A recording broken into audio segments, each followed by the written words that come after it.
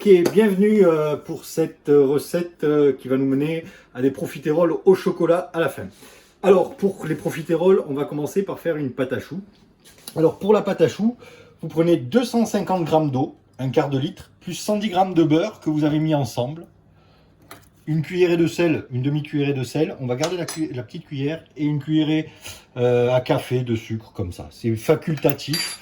On pourrait pas s'en passer et on la met tout de suite puisque j'ai l'intention de filmer en direct live sur feu, au feu maximum. Bon. Et on a pris soin avant de préchauffer notre four à 190 degrés, 200 degrés sur la fonction statique. Vous voyez, la fonction statique, c'est quand il y a les deux barres. Si j'avais une autre fonction, on va vous la montrer. Voilà, ça c'est la fonction chaleur tournante. C'est pas celle que je veux. Pour la pâte à choux, c'est pas bon. Voilà, c'est la bonne. Ok, voilà. Alors, continuons. Donc, le sel, la pâte à choux. Qu'est-ce que j'ai préparé? J'ai préparé 150 g de farine tamisée. J'ai préparé 5 œufs moyens, 250 g d'œufs moyens, un œuf battu. Il va me servir à 2 ou 3 reprises. J'espère que j'aurai assez parce que le problème de la pâte à choux, c'est l'absorption de la farine.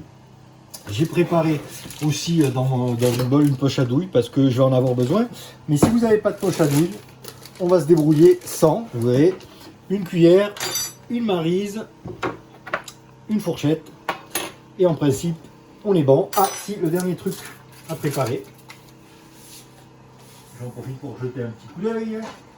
C'est la plaque de cuisson. Alors bien sûr, moi j'ai tout mouse. J'ai tout en grand. La plaque de cuisson. Alors là, pour le coup, il ne faut, c'est pas l'idéal de fariner. On peut fariner, je vous expliquerai pourquoi. Je vais vous montrer dans un coin à quoi ça va servir de fariner. Ok, voilà, je mets un peu d'huile et je frotte avec un papier ad hoc, on va pas citer de marque. Vous voyez,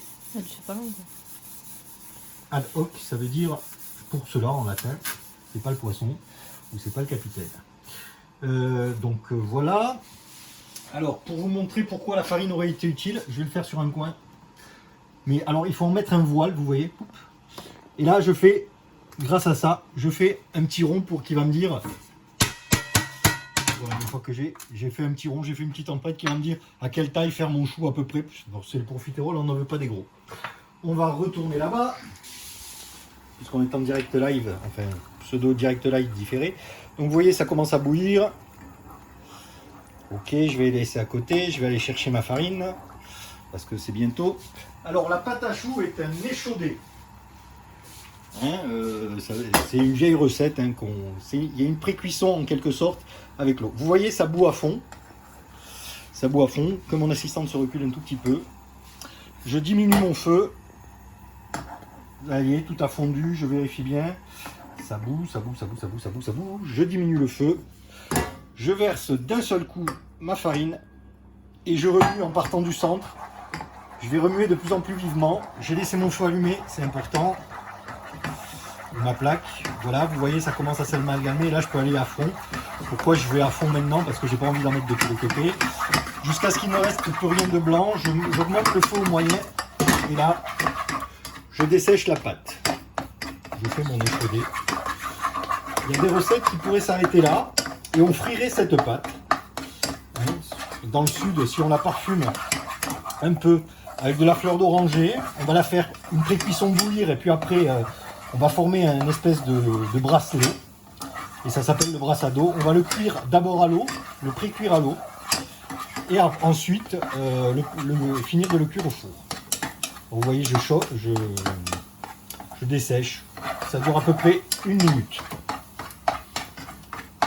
Je bouge tout le temps, hein, sinon ma pâte va cuire. C'est pas ce que je recherche. Enfin, elle va adhérer au fond. Vous voyez, alors, j'ai une poêle anti-adhésive, mais ça se fait très bien dans une poêle normale. Mais c'est pour ça que... Ok, je coupe, je continue de mélanger. Ok, j'avais préparé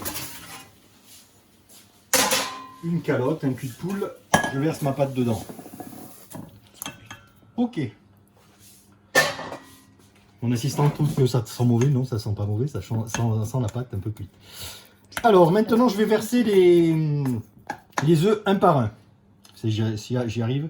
Alors, un par un, c'est vraiment quand on est débutant. Et puis, je remue, je tourne. Je me soucie pas si ça a du mal à prendre. À force de tourner, ça va le faire. Alors vous voyez que si la pâte est très chaude, effectivement, l'œuf va un peu cuire. J'aurais pu le faire directement dans la casserole, mais la casserole est en fond, bon, je n'aime pas cuire. Et vous voyez, je vais quand même chercher sur les bords. Ok. L'œuf est parfaitement incorporé. Deuxième œuf.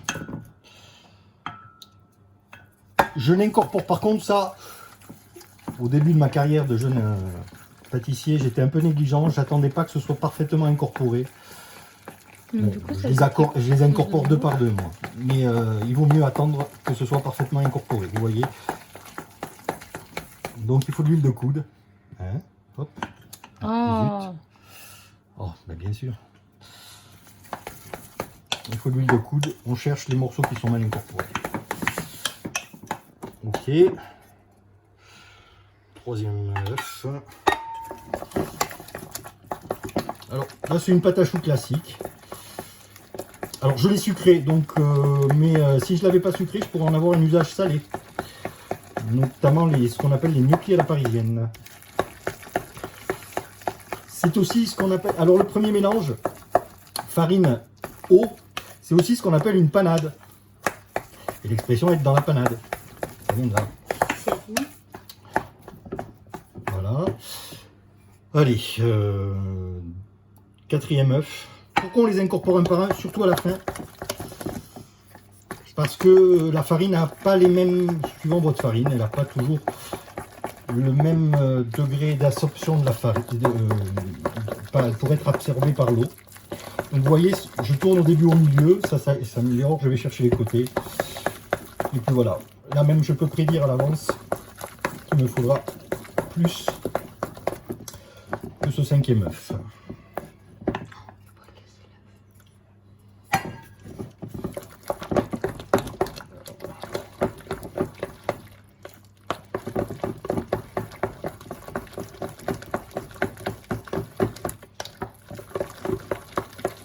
Donc la durée de la première partie de la vidéo vous dira à peu près combien de temps il faut pour faire une pâte à choux.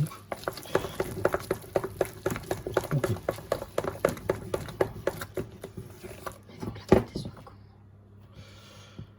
Alors, ben, je me suis presque trompé, elle est presque parfaite là.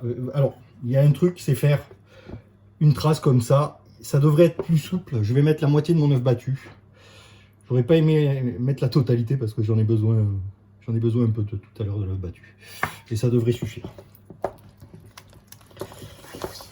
Je pense que maintenant, les recettes classiques, c'est 150 g de farine. Je crois qu'il faut diminuer à 140 g pour respecter. Ça dépend des qualités de la farine. Voilà. Ma pâte est un peu plus brillante. Elle est lisse.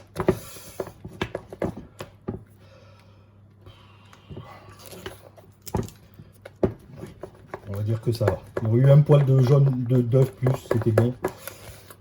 Voilà. Ok. Ok. Ouais, ça aurait été bon s'il y avait eu un poil de jaune. J'ai pas envie de battre un œuf en plus. Parce que je vais vous montrer pourquoi j'en ai besoin. Ok. Alors maintenant, je vais dresser mes choux. Alors moi j'ai une poche à douille. Ce qu'on appelle une poche à douille. Avec une douille lisse ou une douille cannelée. J'aurais pu prendre une douille cannelée. Alors vous voyez comment je l'ai préparé. Comme la dernière fois. Hein, j'ai taillé, j'ai enfoncé un peu de plastique à l'intérieur pour pas que ça fuit. Même si la préparation pour le coup là est pas trop liquide. J'en mets une partie. Parce que je vais vous montrer comment on fait sans poche à douille. Ouais, elle est bonne.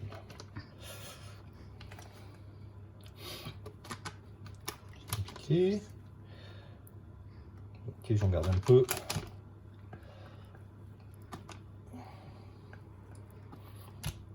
Alors les profiteroles, c'est pas des trop gros choux. Alors, il faut avoir de la glace à la vanille chez soi. J'en ai pas. Quand cela me tienne, je vais faire la glace. Ok, alors j'ai huilé ma pâte. Je vais vous montrer comment on dresse ça à la cuillère. On prend une cuillère de choux, une cuillère de pâte à choux, on fait un petit truc et on fait un petit tas comme ça. Voilà. Du mieux qu'on peut. On va essayer de les repérer tout à l'heure. Peut-être un tout petit peu plus gros. On prend soin de les espacer parce que ça grossit. Voilà, ça c'est un moyen de faire de dresser les choux. C'est pour ça d'ailleurs qu'on les appelait des choux, hein, parce qu'ils avaient une forme pas régulière hein, quand on les dressait à la main. Avant cette invention formidable de la poche à douille, ou ça, comment dire, sa vulgarisation. Allez, nous on y va, on va continuer. Ça s'en est une peignasse à la main. Okay. Alors, ceux qui ont une poche à douille, on la tient comme ça. Vous m'avez vu, j'ai tourné, j'ai presque le truc qui arrive. Je l'enferme dans la... Là, je vais presser, mais pas comme un malade. Et je vais tenir. Voilà. Je fais, hop, un petit mouvement comme ça. Je suis mal placé. Je suis presque vertical. Hop, je tourne. Et je les dispose en quinconce. Mon assistante dit en diagonale. C'est en quinconce, mais c'est pas grave. Donc, ça veut dire qu'elle a mal révisé ses mathématiques. Donc, elle programme un cours de géométrie avec... Bah, c'est cool ça. Son papa tout à l'heure. Oh non. Donc je vais faire qu'une plaque. Après j'en ferai une deuxième. J'ai pas préparé la deuxième. Donc vous voyez, je les ai assez bien espacés. Ils vont grossir. Et je reste un peu en l'air. Est-ce que mon assistante peut se mettre au niveau du... Carrément non, tout en bas là, quand je vais presser. Non, je suis bien presque... Voilà. Ok.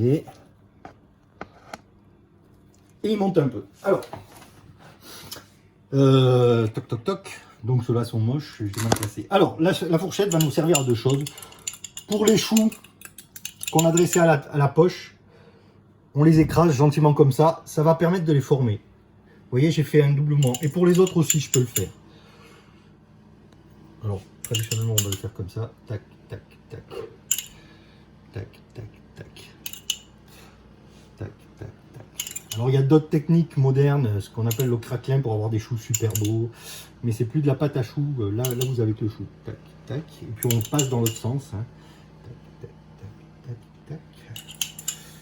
Tac, tac, tac. Alors je sais pas qu'est-ce qu'indique le chrono? 12 minutes. Combien? 12 minutes. 12 minutes. Ouais, 12 minutes. Ok, voilà. 12 minutes, après on enfourne. Ah non, je voulais vous montrer quelque chose. Le truc, alors ça c'est... après je vais devoir nettoyer. Je vais le montrer que sur un côté. C'est pour les chouquettes. Si on veut mettre quelque chose par-dessus. C'est pas du sucre, c'est des amandes. Pour les chouquettes, ça serait des amandes. Vous voyez, quand on veut mettre du sucre bien régulièrement, hein, l'astuce c'est ça. Et là, il n'est pas fini. L'astuce c'est... Je soulève et je fais avancer comme ça au fur et à mesure. Mais comme je ne veux pas tout mettre des amandes partout, j'y vais comme ça. Hop, je retourne. D'où l'intérêt d'être directement sur la plaque. Hein. Si j'avais pas été directement sur la plaque, c'était la catastrophe, ça tombait. Ok, j'enfourne. Et là, surtout, vous n'ouvrez plus le four pendant 30 minutes. Pendant 30 minutes, vous n'ouvrez plus le four. On se retrouve dans 30 minutes pour l'ouvrir, mais vous allez voir comment. À tout à l'heure. Au milieu de la recette des profiteroles, le truc et astuce. Donc vous êtes dans le club des initiés. Je vais devoir vous exécuter maintenant que vous le savez. Que vous le savez. Que vous le sachiez. Donc, en fait, je sais plus. Comment avoir du sucre partout sur les chouquettes? Eh bien, je vous l'ai montré tout à l'heure. Là, comme il me restait un peu de pâte, vous voyez, mais j'y vais à fond. Hein. Je n'hésite pas. De tous les côtés. Hop, hop, hop. Hop. Je verse pratiquement tout. Et j'y vais. Je le fais avancer.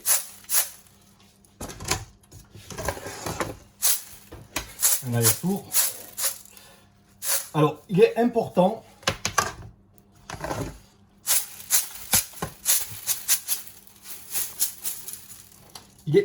de le faire tout de suite quand vous avez dressé. N'attendez surtout pas, parce que sinon, alors c'est directement la peau. Il y a une peau qui va se former sèche sur les choux et le sucre ne va plus coller. Voilà, alors moi il va aller au congélateur, hein. J'ai un grand congélateur donc ça se congèle très bien. Donc ça va aller au congélateur et on consommera demain peut-être ou après-demain. Voilà, je ne vais pas le cuire aujourd'hui. Par contre, si vous le mettez au congélateur, vous ne le faites pas décongeler. Vous le mettez, si vous le mettez au four, plutôt à 200 degrés, vous mettez directement en sortant du congélateur. Ben oui, parce que si vous attendez que ça décongèle, vous allez accumuler de l'humidité parce que le froid, tout ça, le sucre attire l'humidité, ça va fondre et ça va être, pour décoller vos choux, après ça va être, vous aurez une grosse plaque de caramel. Voilà, à plus. Ok, alors une demi-heure à peu près passée, hein, il reste 2 minutes. Et vous allez voir comment je vais ouvrir. Hein. Si on regarde, ils ont un peu éclaté, ils ont fait ce que fait toute pâte à choux. Et vous allez voir comment je vais ouvrir et j'espère que ça ne va pas leur porter préjudice. Voilà, j'ai ouvert rapidement, il y a de la vapeur d'eau qui est sortie vite. J'arrête et j'ai refermé tout de suite. Parce que l'ennui avec les fours modernes maintenant, c'est qu'ils sont hermétiques. Donc on se revoit, je vais les laisser encore une vingtaine de minutes et on se revoit dans 20 minutes. Ok, voilà les choux. Alors ceux qui ont de l'amande dessus sont un peu plus réguliers, hein, mais ils ont éclaté quand même. Ceux qui ont été dressés à la cuillère, vous voyez, je les ai pris un peu plus gros. Les autres dressés à la poche à douille sont un peu plus réguliers, mais ils éclatent, d'où ce nom de choux, hein, vous voyez. Là, ils ont bien séché. C'est pour ça que je vous les ai fait laisser à peu près 50 minutes au four pour qu'ils soient bien secs. Hein, parce que le risque, c'est que ça retombe, et que ça se ratatine. S'ils sont un peu durs, c'est pas grave. On se retrouve tout à l'heure parce qu'ils vont refroidir et puis pour le dressage qu'on peut faire en avance par rapport au repas. Hein, on a encore une autre petite étape à faire hein, puisque voilà. À tout de suite. À tout à l'heure. On va profiter de ce petit moment pour faire un petit cours de chimie. Alors là, c'est ce qu'on appelle une turbine à glace, une sorbetière. Le but du turbine à glace, c'est turbiner. Vous voyez, il y a une pale qui va tourner parce que si vous laissez un appareil qui est destiné à faire de la glace, les cristaux d'eau vont être trop gros. Et vous aimez pas ça, hein. Les cristaux à la bouche, si les cristaux sont trop gros, c'est pas bon. C'est pour ça qu'on rajoute du sucre. C'est de la chimie, hein, vraiment une glace. Mais pour que la glace prenne, il faut descendre à moins 13. À peu près. Donc ici, j'ai l'appareil à froid. Ici, j'ai le bol qui va contenir l'appareil qu'on va glacer. Mais vous voyez, on filme un peu, ça se voit. Il manque quelque chose pour que ça fasse bien contact. Et un truc qui ne gêne pas. Alors j'ai le choix, soit de l'eau salée, ce qu'on appelle de la saumure, soit j'ai vu qu'ils traînaient ça chez moi. On a dû m'offrir de la vodka comme il se doit du Vietnam. Elle est à peu près à 39 degrés d'alcool. Si vous vous souvenez du cours sur les proportions, et ce que ça veut dire 39 degrés d'alcool, ça veut dire que pour 100 centilitres de liquide, il y a exactement 39 centilitres d'alcool pur. Et le point de congélation, ça congélera vers moins 24. Donc bien au-dessous du moins 22, hein, elle va descendre à moins 22, dans lequel ce produit-là va descendre. Donc je mets un peu d'alcool au fond. Ça va être un liquide caloriporteur, c'est-à-dire qui va permettre les échanges de calories, hein, parce que refroidir ou réchauffer, c'est s'occuper des calories. Alors, j'espère que je vais arriver à monter la sorbetière. Voilà. Bon, s'il y avait des bruits de fond, c'est normal. D'accord, dans ce sens-là. Non, pas dans ce sens-là. Non, je me suis trompé. Bon, ça, c'est pas grave. C'est pas le plus important dans la vidéo. Voilà, on est dans le bon sens. Alors, ça fait assez de bruit. C'est un peu gênant. Ah. Bon. Oui. Ce que je vais vous montrer n'est pas important. Bon, on se retrouve. La sorbetière s'est arrêtée d'elle-même. Moins 21. J'arrête. J'ai même un peu tardé. Voilà, alors vous voyez la glace a pris, elle ne pouvait plus tourner. Et puis certainement que ça a un peu congelé au fond. Hop, vous voyez, l'alcool n'a pas congelé à moins 21. Ma glace est prise, elle est molle. Il faut que j'agisse vite. Alors à la maison, vous n'avez pas de turbine. Vous faites ramollir votre glace un peu avant au frigo. De toute façon, une bonne glace, ça se consomme à moins 13. Et puis on va remplir les choux. Là, il faut agir vite. Alors vous voyez, on la remplir. Pour que tout soit froid, j'ai laissé au congélateur. Ça, c'est de la glace molle. Alors je vous garantis que la glace qui sort comme ça de la turbine, hein, c'est quoi? C'est une pépite, dit l'assistante. Hein, alors bon, je vous donnerai la recette, mais c'est pas... Là, c'est une glace au yaourt, simple. Ok, bon ça va, je pense que là voilà, ok, hop, et puis je vais remplir. Alors sur les bords c'est un peu durci, alors c'est pas une glace, une turbine professionnelle, Mais bon. Alors j'espère que la vodka qui m'a servi de liquide caloriporteur, qui a porté les calories, c'est-à-dire qui a transféré les calories. Alors le but c'est... Alors le problème c'est que là, les mains sont chaudes. Alors on va devoir agir vite. Alors, vous voyez, j'ai coupé déjà mes profiteroles. Hop. Je vais les remettre au congélateur juste après. Il faut que j'agisse vite. Toc. On se retrouvera pour la... On arrête de tout manger là. On va se retrouver pour la... Vous voyez, les choux sont creux à l'intérieur, je ne vous ai pas montré. Hein, voilà, hop. On se retrouvera pour la version sauce au chocolat juste après. Voilà du dessert, donc je les ai mis au congélateur. On va disposer ça dans un plat qui est pas trop mal. Vous voyez, le mieux c'est de le faire en pyramide bien sûr, pour que ça dégouline de tous les côtés. Alors la crème, je vous mettrai la recette, je vous l'ai pas montré. La crème, je vous mettrai la recette, c'est simple. C'est un mélange de chocolat. Il y a les proportions, je vous indiquerai aussi les bonnes proportions, comme ça vous fera réviser le cours de maths sur les proportionnalités. Je vous mettrai les bonnes proportions. Alors il vaut mieux que ce soit chaud effectivement quand on sert. Nous on ne sert pas l'assiette là, donc voilà, ça va couler un peu. Hop, hop, hop, hop, hop, on va pas en mettre. Voilà, j'en mets pas beaucoup, parce que c'est pas forcément bon. Enfin, c'est pas... Moi, j'aime pas trop quand il y a trop de chocolat. Voilà, c'est parti pour la dégustation maintenant. Au revoir.